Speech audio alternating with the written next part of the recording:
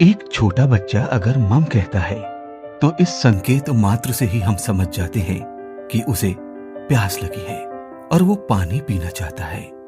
इसके लिए उस बच्चे को किसी वाक्य की संरचना की आवश्यकता नहीं होती। इसे एक अन्य उदाहरण से समझने का प्रयास करते हैं। एक छोटा बच्चा सेब को देखता है तो वो ये नहीं जानता कि इसे क्या कहते हैं। उसे अन्य लोगों के द्वारा बार बार बताया जाता है कि ये सेब है। शब्द और अक्षर अमूर्त होते हैं, उन्हें समझना कठिन होता है, परंतु जब उनके साथ अनुभव जुड़ते जाते हैं तो बच्चों के भाषा सीखने की प्रक्रिया शुरू हो जाती है। जब बच्चा किसी चीज को देखता है, उसे अनुभव करता है, तो उन चीजों के लिए उसे शब्दों की आवश्यकता होती है और ये शब्द जब उसे माता पिता या अन्य लोगों के द्वारा मिल जाते हैं तो वो उन अनुभवों और शब्दों के बीच संबंध स्थापित कर लेता है। यहीं से भाषा सीखने की शुरुआत होती है। अनुभव और भाषा के बीच में जो संबंध होता है, उसी के मध्य में भाषा का विकास होता है। भावों की भी अपनी भाषा होती है। किसी व्यक्ति के चेहरे को देखकर हम सहज रूप से अंदाजा लगा लेते हैं कि वो व्यक्ति खुश है या उदास। वस्तुतः हमें दुनिया से जुड़ने और जोड़े रखने का माध्यम भाषा ही होती है। आपने भी अवश्य महसूस किया होगा कि जब कभी हम अपने गांव या शहर से दूर किसी स्थान विशेष में जाते हैं और वहां पर हमें हमारी क्षेत्रीय बोली बोलने वाले लोग मिल जाते हैं तो उनसे हम एक अलग ही जुड़ाव और लगाव महसूस करते हैं, क्योंकि भाषा एक संवेदनशील और हमारी पहचान से जुड़ा हुआ मुद्दा है। आइए अब इस बिंदु पर विचार करें कि भाषा हमारे लिए क्यों महत्वपूर्ण है। भाषा अभिव्यक्ति का सर्वाधिक विश्वसनीय माध्यम है, चाहे वो अभिव्यक्ति बोलकर की जाए, लिखकर हो, संकेतों द्वारा हो या प्रतीकों के माध्यम से हो। यह हमारे समाज के निर्माण, विकास, सामाजिक तथा सांस्कृतिक पहचान से संबंधित है। भाषा सभी प्रकार के ज्ञान को सृजित करती है। भाषा के द्वारा ही हम सृजित ज्ञान को सहेज पाते हैं।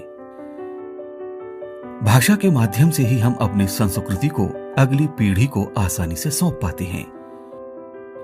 भाषा शिक्षण के महत्व के संदर्भ में व्यापक रूप से ये समझा जा सकता है कि अगर बच्चों का भाषाई विकास सही ढंग से हुआ है तो वे सभी विषयों में अच्छा प्रदर्शन कर पाते हैं। नई राष्ट्रीय शिक्षा नीति में बुनियादी शिक्षा को गुणवत्तापूर्ण बनाने के उद्देश्य से बच्चों में भाषाई दक्षता के विकास को एक राष्ट्रव्यापी अभियान के रूप में देखा जा रहा है। जैसा कि अनुसंधान भी इस बात की पुष्टि करते हैं कि 2 से 8 वर्ष के बीच बच्चों के सीखने की गति बहुत तेज होती है। इसलिए बुनियादी स्तर पर ही बच्चों में भाषा की समझ और कौशल के विकास पर सुनियोजित तरीके से कार्य करना प्रभावी होगा।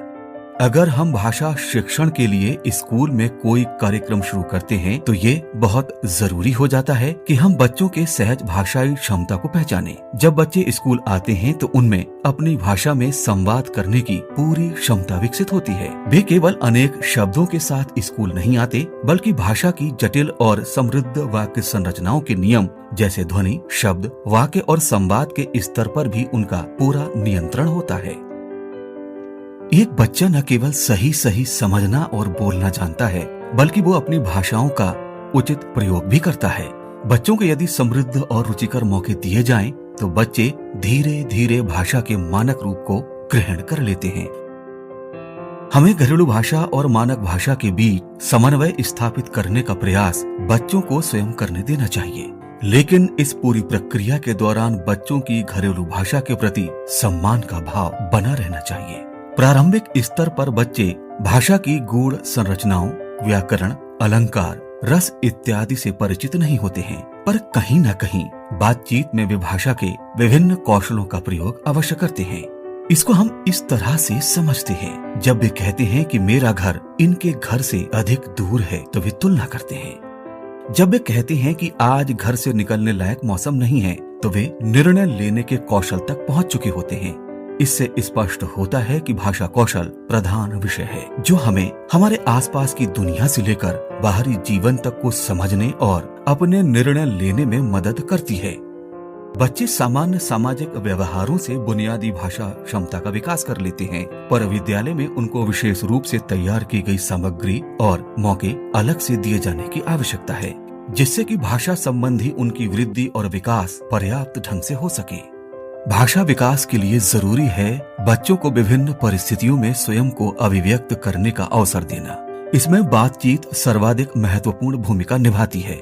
चाहे वो बच्चों के शिक्षक से बातचीत हो या बच्चों को छोटे छोटे समूहों उप समूहों में बांटकर या जोड़ी बनाकर बातचीत करने के मौके दिए जाना।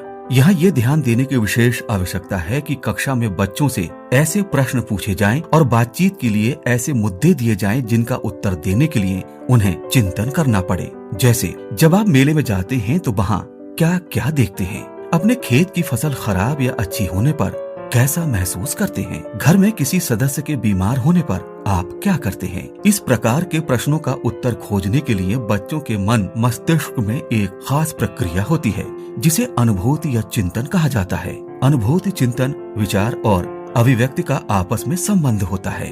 अभिव्यक्ति होने से पहले भाषा इन्हीं चरणों से होकर गुजरती है। हम अपने दैनिक जीवन में बहुत सारी चीजों को देखकर और सुनकर महसूस करते हैं और फिर इसे दूसरों से साझा करना चाहते हैं, जो भाषा सीखने का प्रमुख चरण है। बाल्यावस्था की कुछ नैसर्गिक क्रियाएं होती हैं जो प्रायः हम सभी बच्चों में देखते हैं, जैसे छोटे बच्चों का बुदबुदाना, जमीन पर आड़ी तिरछी रेखाएं खींचना, चित्रों या वस्तुओं को देखकर उनकी ओर आकर्षित होना। ये सभी क्रियाएं भाषा शिक्षण का आधार बनती हैं। बुनियादी स्तर पर ये क्रियाएं भाषा की दक्षताओं, सुनना, बोलना, पढ़ना और लिखना के लिए आधार भूमि तैयार करती हैं। भाषाई कौशलों का विकास भी इसी क्रम पर आधारित है। सुनना, बोलना, पढ़ना और लिखना। भाषा के लर्निंग आउटकम भी इन्हीं 4 मूलभूत दक्षताओं पर आधारित हैं। आइए भाषा सीखने सिखाने के क्रम को LSRW या सुबोपली के द्वारा स्पष्ट रूप से समझने का प्रयास करते हैं। पहला है L से लिसनिंग अर्थात सुनना। बच्चे सबसे पहले शब्दों और ध्वनियों को सुनते हैं। दूसरा है S से स्पीकिंग अर्थात बोलना। तीसरा है R से रीडिंग अर्थात पढ़ना और चौथा जो कि अंतिम चरण है W से राइटिंग अर्थात लिखना। भाषा सीखने सिखाने के दृष्टिकोण से ये क्रम निर्धारित किया गया है, लेकिन ये जरूरी नहीं कि बच्चे सीखने के दौरान इसी क्रम का पालन करें, क्योंकि दक्षताएं या कौशल एक के बाद एक के निश्चित क्रम में नहीं बल्कि साथ साथ भी विकसित होते रहते हैं। जब बच्चा बहुत छोटा होता है और वो बोल नहीं पाता है तो घर के सदस्यों द्वारा उसमें खेल खेल में जो भी संवाद किए जाते हैं, जैसे बाबा, अम्मा, मम्मा, बुआ आदि, इन ध्वनियों को बार बार सुनते रहने से जब वो बोलने की शुरुआत करता है तो सामान्य रूप से इनमें से ही कुछ ध्वनियों का चयन करता है, अर्थात जिस ध्वनि को उसने अधिक बार सुना है वो उसे ही बोलने का प्रयास करता है। आरंभिक स्तर पर हमें अपनी कक्षाओं में इसी क्रम को ध्यान में रखते हुए शुरुआत में बच्चों को सुनने और बोलने से संबंधित अधिक से अधिक व्यावहारिक अनुभवों से गुजरना होगा। अब हम बात करते हैं कि क्या भाषा का संदर्भ से कोई संबंध है। जी हाँ, भाषा में संदर्भों के जरिए ही अर्थ ग्रहण किए जाते हैं। कहा भी गया है, बिना संदर्भ के अर्थ नहीं और बिना अर्थ के भाषा नहीं। इसे एक उदाहरण के माध्यम से समझते हैं। एक व्यक्ति घर में कुर्सी पर बैठकर कोई कार्य कर रहा है और उसने अपने नौकर को आवाज लगाई, रामू पानी। यहाँ पर उसका नौकर गिलास में पानी लेकर आएगा, क्योंकि उसे संदर्भ समझ में आ गया है कि उक्त व्यक्ति को प्यास लगी है। दूसरे दृश्य में स्नान घर के पास खड़ा है और नहाने जा रहा है। अब उसके पानी मांगने पर उसे बाल्टी में पानी मिलेगा। यहाँ एक ही शब्द पानी की 2 अलग अलग संदर्भ में बात की गई है। स्पष्ट है कि हमें प्राथमिक स्तर पर भाषा की कक्षा में इस प्रकार के विभिन्न संदर्भ रखने होंगे जो बच्चों में अनुमान लगाकर अर्थ ग्रहण करने के कौशल का विकास कर सकें। अब हम चर्चा करेंगे भाषा के पहलुओं पर। भाषा के मुख्य रूप से 2 पहलू हैं। पहला है यांत्रिक, जिसमें लिपि, वर्तनी, शुद्ध उच्चारण और सुलेख आदि आते हैं, और दूसरा पहलू है भाव या चिंतनात्मक। इसमें हम बच्चों को सोचने, अर्थ ग्रहण करने, प्रतिक्रिया देने, समीक्षा, सारांश इत्यादि के लिए प्रेरित करते हैं। आइए भाषा शिक्षण के लक्ष्यों पर भी विचार करते हैं। जैसा कि हमने देखा कि भाषा के 4 बुनियादी लक्ष्य हैं जो केंद्रिक लर्निंग आउटकम के रूप में निर्धारित किए गए हैं। पहला, सुनने बोलने के संदर्भ में बच्चे मुखर हैं। वे सुनकर समझते हैं, अभिव्यक्ति के लिए मौखिक विधाओं का प्रयोग करते हैं और खुले प्रश्नों क्यों, कैसे, कब, कहाँ उत्तर देते हैं। दूसरा, पढ़ने लिखने के संदर्भ में बच्चे रुचि से विविध विधाओं की सामग्री पढ़ते हैं और उस पर आधारित जानकारी, तर्क और कल्पना आधारित प्रश्नों के उत्तर मौखिक और लिखित रूप में देते हैं। तीसरा, भाषा संरचना और व्याकरण के संदर्भ में बच्चे स्वयं के भाषा उपयोग में त्रुटियां निकालकर सुधार करते हैं और मौखिक एवं लिखित संदर्भों में भाषा का उपयुक्त प्रयोग कर पाते हैं। तथा चौथा, कल्पना एवं सृजनशीलता के संबंध में बच्चे अनुभवों, भावनाओं व कल्पनाओं को मौखिक या लिखित रूप से अभिव्यक्त कर पाते हैं। ये भाषा के मुख्य केंद्रिक आउटकम हैं। इनके अंदर ही पाठ्यक्रम आधारित और प्रकरण आधारित अनेक छोटे छोटे नेस्टेड और उप आउटकम सन्निहित होते हैं।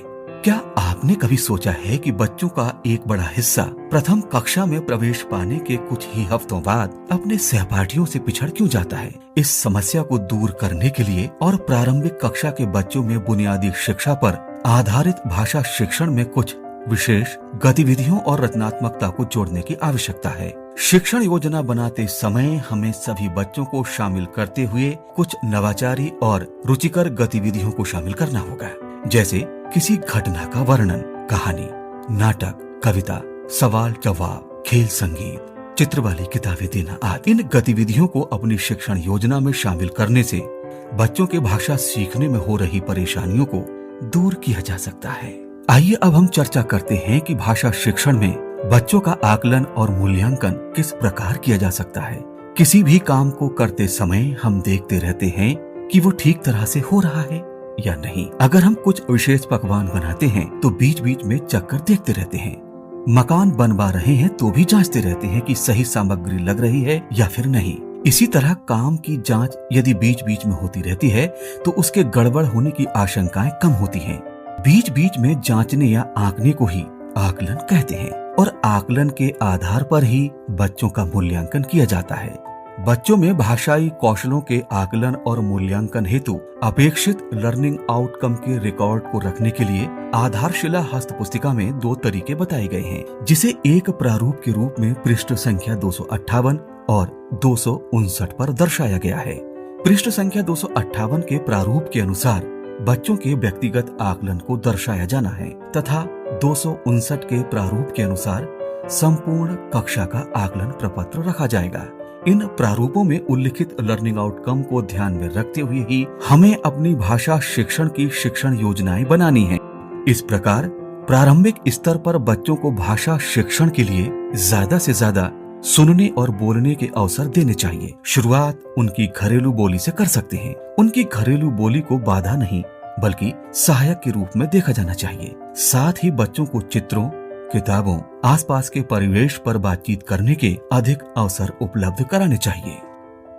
भाषा का यही कमाल है कि ये अपने आसपास की दुनिया को शब्दों के सहारे समझने और अनुभवों के रूप में उसे संरक्षित करने का पूरा अवसर देती है। तो क्यों ना हम भी अपने नन्हे मुन्ने बच्चों को इस अवसर का पूरा लाभ उठाने दें।